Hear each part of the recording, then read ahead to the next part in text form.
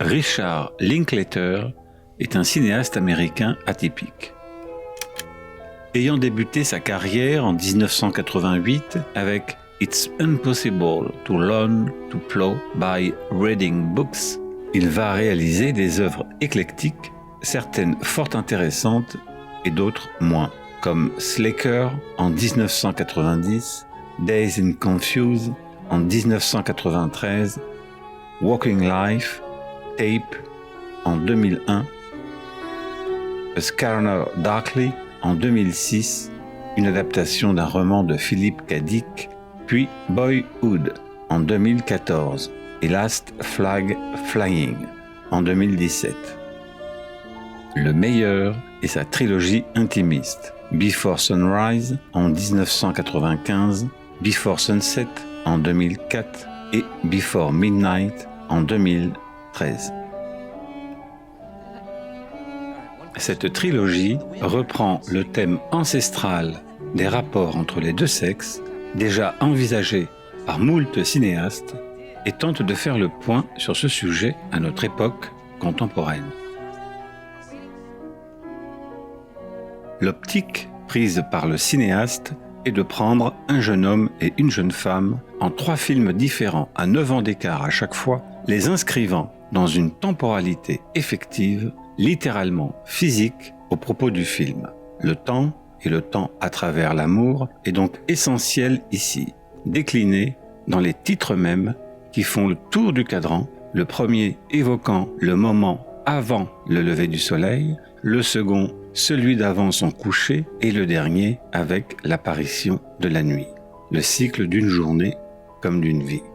Dans cette trilogie, les 2 personnages s'engagent dans un choix radical, s'aimer et tenter vaille que vaille de mener leur vie ensemble avec des enfants jusqu'à la mort. Qu'est-ce qui a donc changé, surtout à notre époque où cette rencontre se dilue sous l'utilité? C'est l'enjeu du film.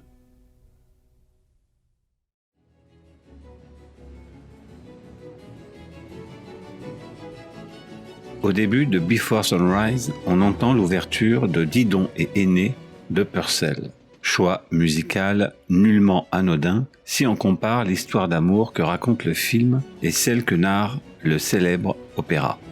Dans ce dernier, la reine de Carthage, Didon, qui s'est résolue à déclarer sa flamme au prince troyen, Aîné, meurt de douleur quand celui-ci, trompé par un mauvais esprit, la quitte et retourne en Italie. Before Sunrise, lui, raconte l'histoire d'une rencontre entre un jeune Américain, Jess Wallace, et une jeune étudiante française, Céline, dans le train Budapest-Vienne, puis de leur aventure amoureuse d'une nuit dans la capitale autrichienne.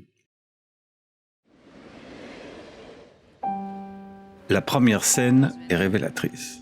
La dispute du couple autrichien plane en quelque sorte au-dessus de toute rencontre amoureuse, c'est-à-dire entre la beauté et l'émotion fulgurante de l'amour naissant et leur inéluctable déchéance à plus ou moins long terme. Le cinéaste place des éléments non anodins. Céline, un homme seul, un vieux couple, Jess, et bien sûr celui qui se dispute. La chaîne de la vie. Beauté humaine forcément tragique, car la question du temps est incontournable. Gênée dans sa lecture, Céline change de place et s'assied non loin du jeune homme. Ironiquement, un autre se forme, sans le savoir encore. Une rencontre due au hasard, qui ajoute au charme.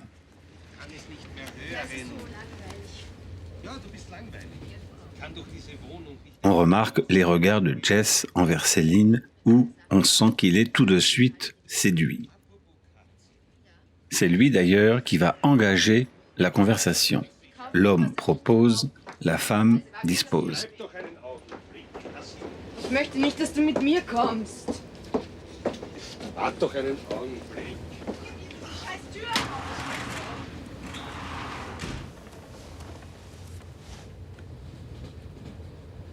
Do you have any idea what they were arguing about? Do you speak English? Yeah. No, I'm sorry, my German is not very good.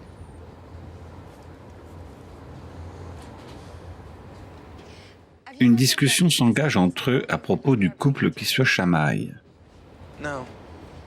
Tout le monde a connu ces petits moments où il faut prendre son courage à deux mains sans savoir ce qui va advenir. Moments de petite inquiétude qui se transformeront peut-être en beauté dans le fait d'inscrire quelqu'un dans sa mémoire poétique. Look, I was thinking about going to the lounge car sometime soon. Would you like to come with me? Yeah.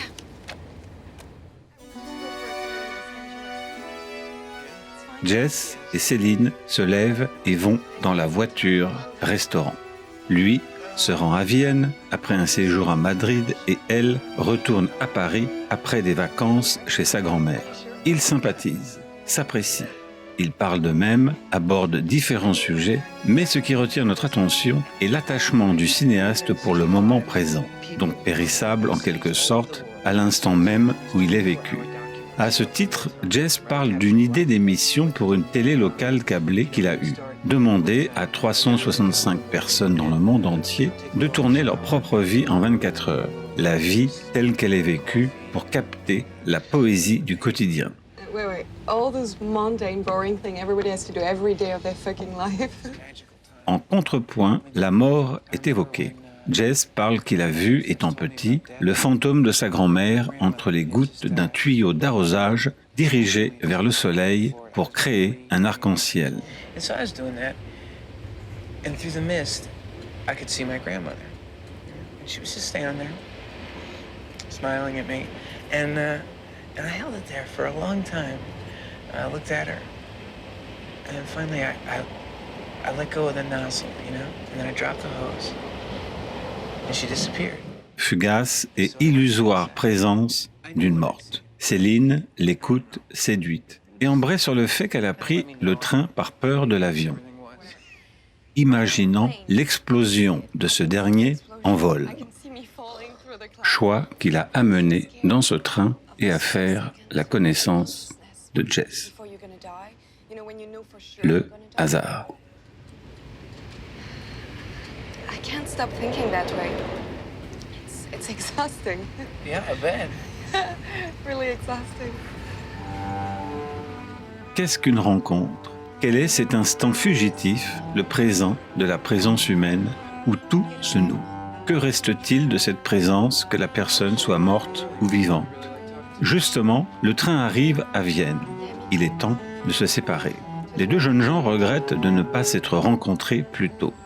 Au hasard et au charme s'ajoute l'audace. Jess fait une proposition à Céline.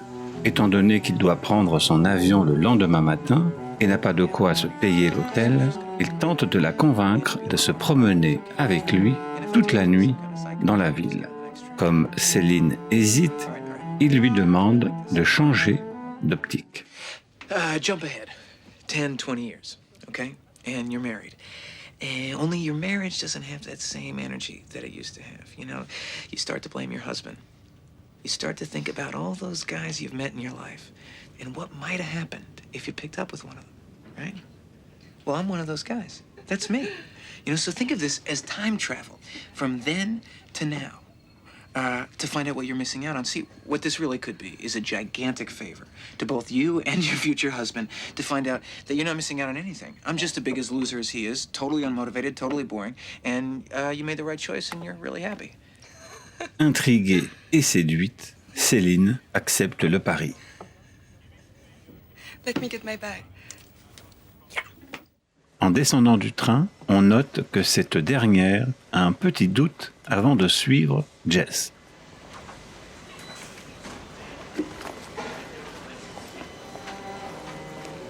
Le pari de Jess joue sur le fait que, d'un côté, le monde offre tellement de choix que ceux-ci peuvent plonger un individu dans une hésitation permanente ou, à l'inverse, dans un conformisme extrême.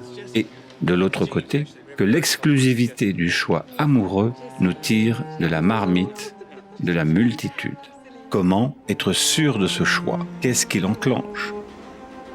Les voilà errants dans la capitale autrichienne, moment propice à la naissance de l'amour, quand on accomplit quelque chose de totalement imprévu pour se plonger dans l'inconnu. La mise en scène installe le temps même dans sa durée, ici en filmant en plan séquence le plus souvent, tentant de toucher le déroulement improvisé et erratique d'une rencontre amoureuse et de cristalliser ce beau moment de l'existence. Comme chacun d'entre nous, peut-être, l'a vécu, espérons-le, un jour ou l'autre. Le cinéaste fait preuve d'une sobre élégance, d'un luxe discret et en installant cette histoire d'amour à Vienne, ville historique dont chaque monument évoque la beauté et le temps, autrement dit, la splendeur encore présente des siècles passés. Après la rencontre, la découverte, Céline et Jess déambulent, un peu étourdis de leur propre audace. Ne se connaissant pas, ils peuvent se découvrir sans craindre un quelconque jugement ou développer une stratégie amoureuse futile, puisque cette nuit doit être sans lendemain. Le film pose les nouvelles conditions de l'état d'esprit contemporain. S'attacher, mais sans contrainte, et notamment celle du temps. Les deux personnages naviguent entre idéalisme et désillusion, symptôme de notre monde désabusé où nous sommes tous plongés. Comment aimer tout en évitant les leurres du passé.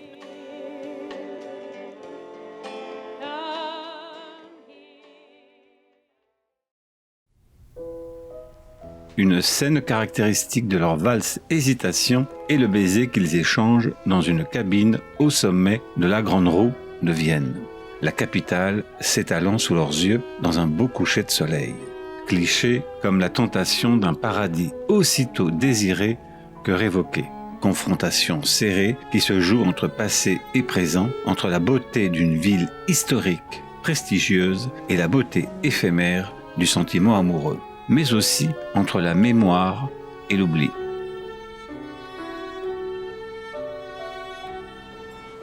Nous sommes là, dans un parc d'attractions qui n'évoque plus la capitale autrichienne proprement dite, où la foule noie la singularité de chaque être humain dans une indifférenciation généralisée. Le film prend deux personnages d'un milieu et d'une nationalité différents, accentuant leur altérité. L'amour transcende les identités et les caractères.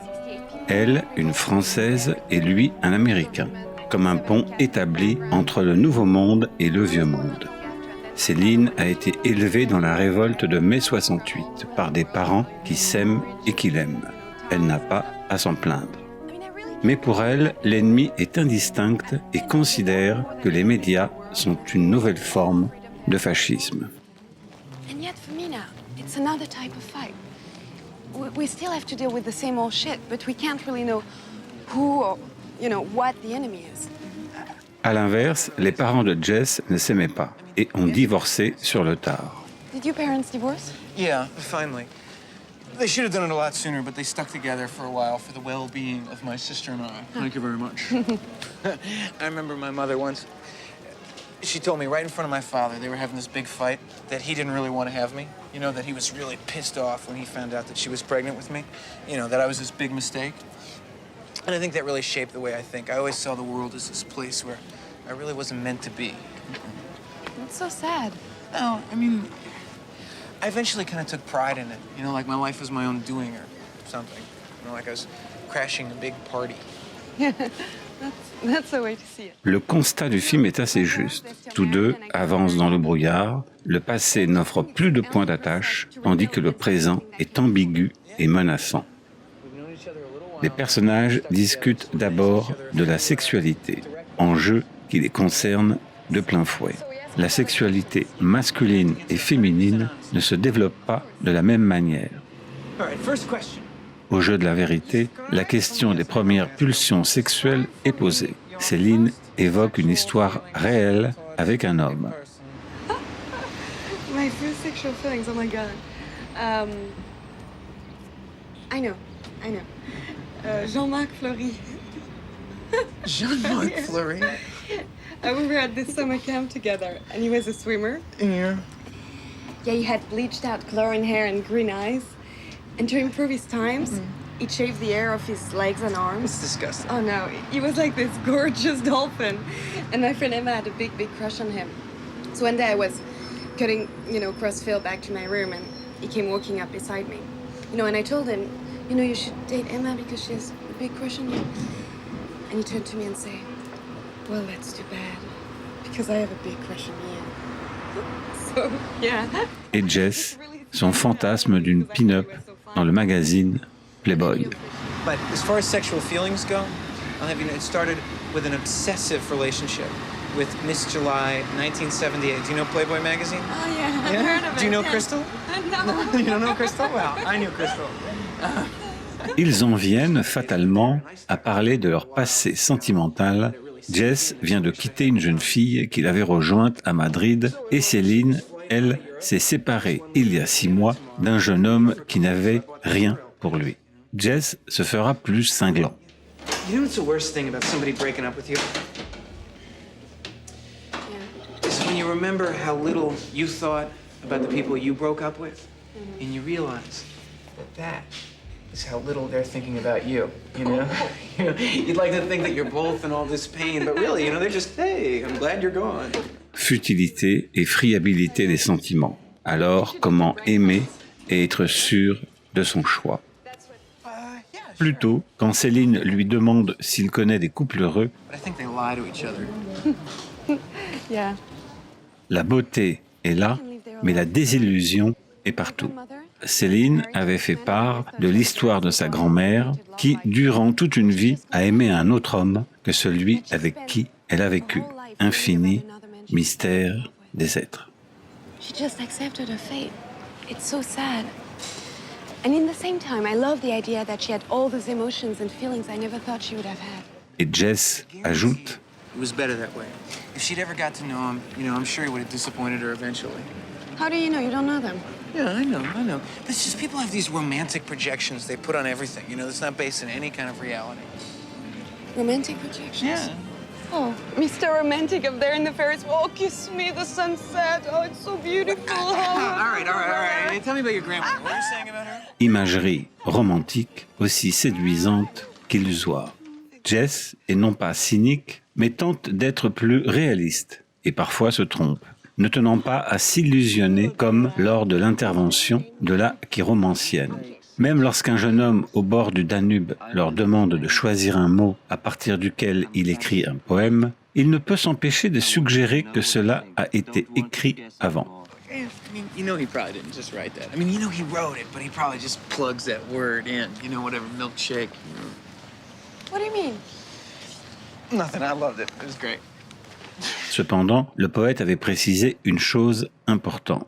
And if you like it, if you like my poem, and if you feel it adds something to your life in any way, then you can pay me whatever you feel like.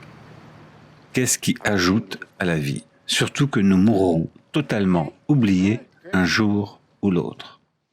Le film patiemment décline son thème en de multiples variations, trimballant les deux personnages entre attachement et refus. Yeah, I'm sure. Quand ils se promènent au bord du Danube, chacun d'eux tente de deviner ce qui pourrait agacer l'autre s'ils restaient ensemble.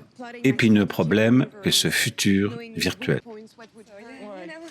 Tour à tour, ils y reviennent par des biais différents, s'interrogeant sur les motivations, sur l'engagement amoureux et la sexualité. Il est même fait allusion par Céline au féminisme.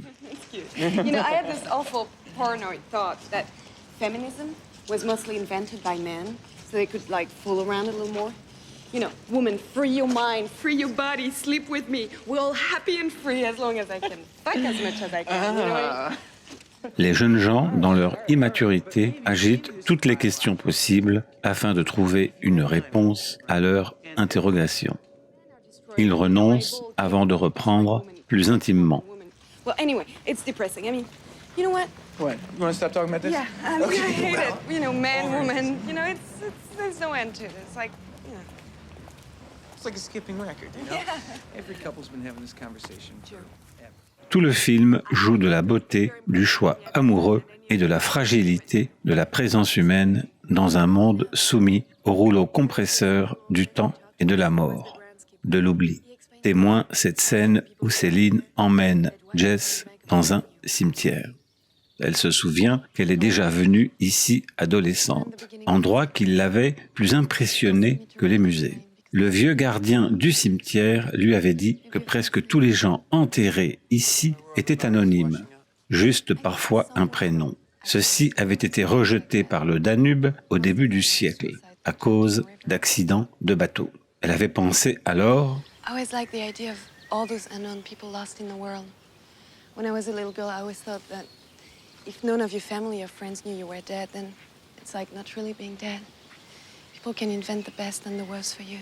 subtil et beau dialogue qui évoque non seulement la fugace et insignifiante présence humaine dans un monde qui se déploie avec ou sans elle, mais que cette même présence peut être poursuivie par le souvenir que chacun en garde. Trace friable sans doute, mais vivante dans le présent. Qu'est-ce qui nous lie à quelqu'un parmi l'immense choix qui nous est offert ? Que resterait-il de cet éclat au fur et à mesure des années ? Où est l'erreur commise quand ce lien se dissout ? Dilemme ancestral dans un monde où la présence humaine devient quasi insignifiante. Présence voilée et vacillante, happée par le décor et laminée par le temps. Comme l'évoque une affiche annonçant une exposition du peintre Seurat, devant laquelle, un peu plus tard, les deux jeunes gens s'arrêtent. I love the way the people seem to be dissolving into the background. Look at this one. It's like the environments, are stronger than the people. These human figures are always so transitory. It's funny. Transitory? Transitory. Comme si celui-ci les effaçait, ces derniers n'étant que transitoires, tels des fantômes. Que reste-t-il ? L'attachement à quelqu'un. Loving someone and being loved means so much to me. I always make fun of it and stuff. But isn't everything we're doing in life a way to be loved a little more? Yeah. I don't know. Quand Jess dit qu'il préfère mourir en ayant réussi quelque chose plutôt que d'avoir de bons rapports affectifs, Céline lui rappelle, fort à propos, l'histoire d'un vieil homme. I had worked for this older man, and once he told me that he had spent all of his life thinking about his career and his work, and he was 52, and it suddenly struck him that he had never really given anything of himself. His life was for no one and nothing. He was almost crying saying that. I believe if there's any kind of God, it wouldn't be in any of us. Not you or me, but just this little space in between. If there's any kind of magic in this world, it must be in the attempt of understanding someone, sharing something. I know, it's almost impossible to succeed, but who cares, really? The answer must be in the attempt. Obsédante et lancinante question que leur jeune âge se pose en regard d'un passé qui les a déjà expérimentés.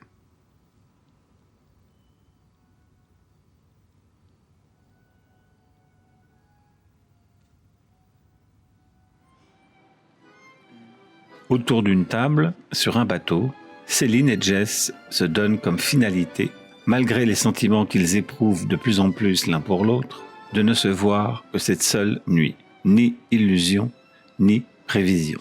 Serment de peu de valeur, car ils vivent leur nuit sans la vivre tout en la vivant. To our one and only night together, and the hours that remain.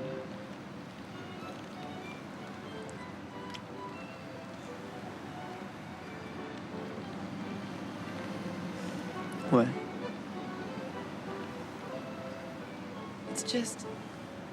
It's depressing now. Now the only thing we're gonna think of is when we're gonna have to say goodbye tomorrow. We can say goodbye now. Now I wouldn't have to worry about it in the morning. Now? Yeah. Say goodbye. Bye. Goodbye. Au revoir. Later. Later. Yeah.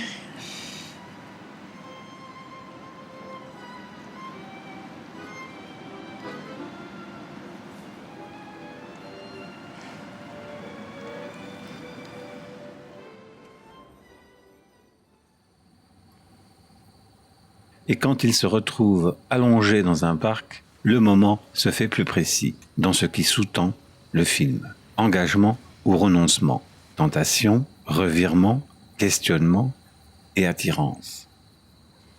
I don't think we should sleep together. I mean, I want to, but since we're never gonna see each other again, you don't make me feel bad. I wonder who else you're with. I'll miss you.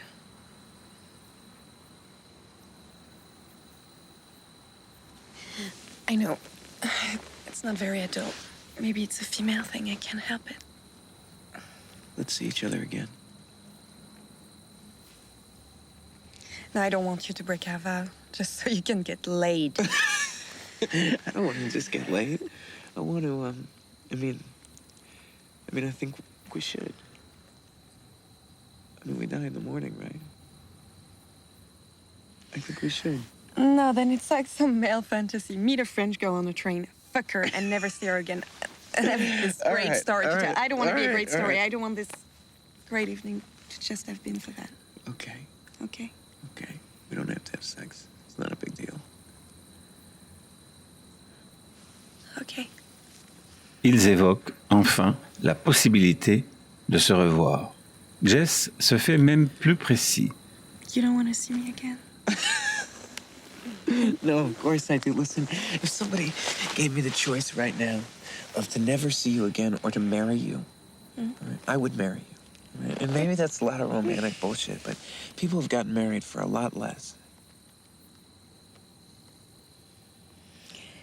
Actually, I think I had decided I wanted to sleep with you when we got off the train. Now that we've talked so much, I don't know anymore.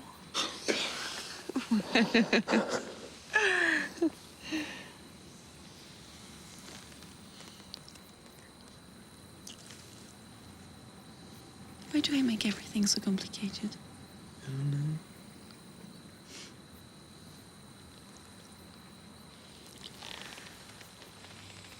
Les deux amants, finalement, s'enlacent. La caméra se fait pudique, puis montre le ciel bleu à l'aube, fidèle au rendez-vous, comme une petite mort annoncée.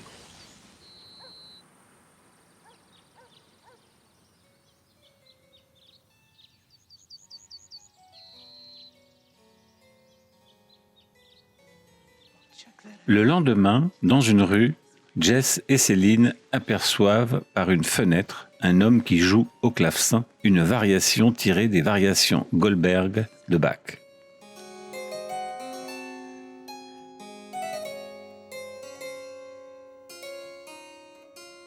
Et ils se mettent à danser au son de cette musique d'une autre époque, nouveau chevauchement du présent et du passé. Can you dance to the harpsichord? Of course. Jess veut arrêter le temps et regarde Céline pour prendre une photo d'elle. Non avec un appareil photo, mais avec ses propres yeux et sa propre mémoire. So I never forget you. Alors ils se regardent tout simplement, regardent leur visage. Ce petit matin de beauté et de grâce qui, à jamais, va s'enfuir.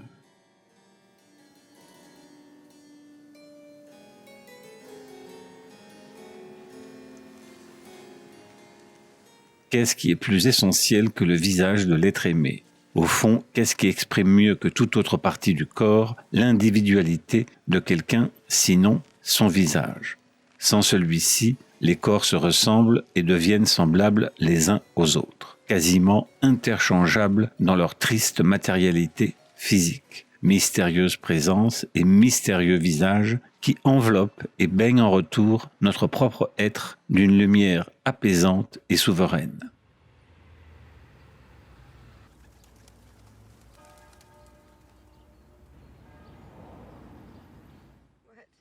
Ce n'est pas un hasard si, au pied d'une statue, Jess évoque un enregistrement de Thomas Dylan lisant un poème de W.H. Auden, présence d'une voix qui s'est tue. Il s'agit ici de As I Walked Out One Evening. All the clocks in the city began to whir and chime. Oh, let not time deceive you. You cannot conquer time. In headaches and in worry, vaguely life leaks away. And time will have his fancy tomorrow or today. Something like that. It's good. Et Céline lâche à un moment les plus belles paroles du film. When you talked earlier about, after a few years, how a couple would begin to hate each other by anticipating their reactions or getting tired of their mannerisms, I think it would be the opposite for me. I think I can really fall in love when I know everything about someone. The way he's gonna part his hair, which shirt he's gonna wear that day, knowing the exact story he'd tell in a given situation. I'm sure that's when I know I'm really in love.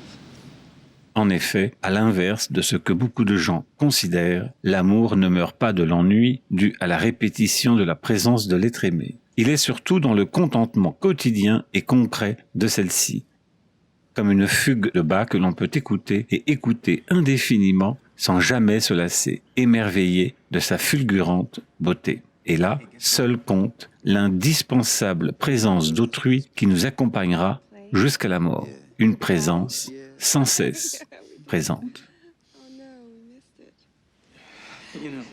Voilà le moment fatidique de la séparation. Et une fois de plus, le temps est toujours ponctuel à ce rendez-vous. Au fond, à trop douter, les amants se sont enfermés dans le piège qu'ils ont voulu déjouer. Jess accompagne Céline à son train et ils se rendent compte que cette séparation leur coûte cher.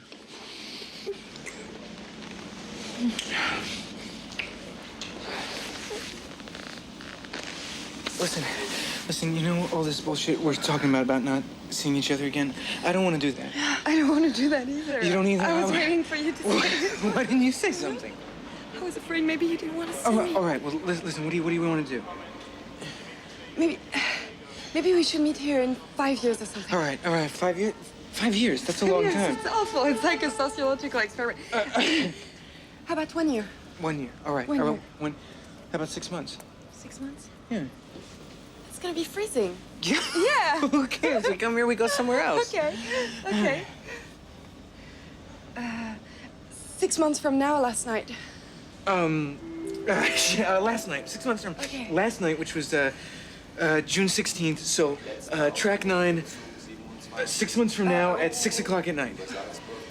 December. December, yeah. Now listen, it's a train ride for you. I gotta fly all the way over here and shit like that, all right? But I'm gonna be here. Okay, me too. All right. And we're not gonna call, right? Or no. It's depressing. Yeah. Okay. All right.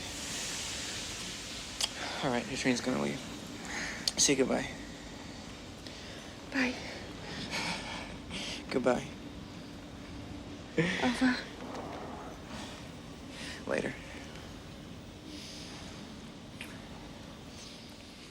Scène émouvante traitée avec une grande sobriété qui évite tout sentimentalisme.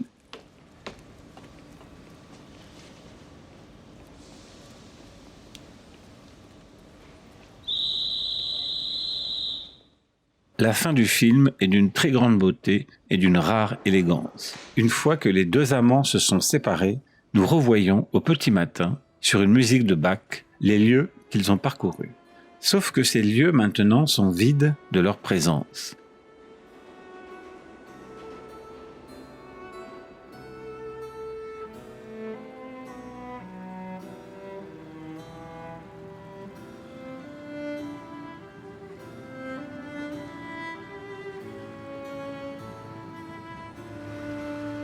La subtilité est d'évoquer cette attente et cette distance qui vont prendre corps et se cristalliser dans leur imaginaire, à l'inverse de notre époque qui exige l'immédiateté.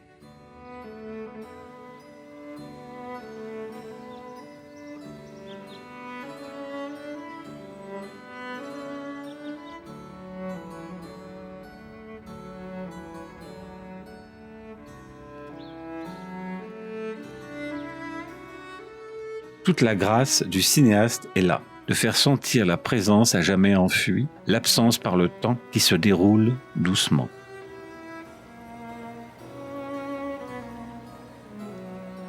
Signe qui n'est pas anodin, une vieille dame traverse l'écran d'un pas hésitant.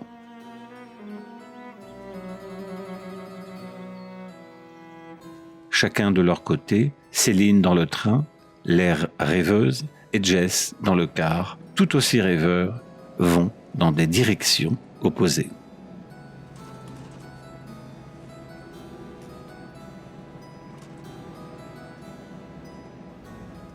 Nous restons sur Céline qui sourit en songeant à son amant et à leur nuit mémorable.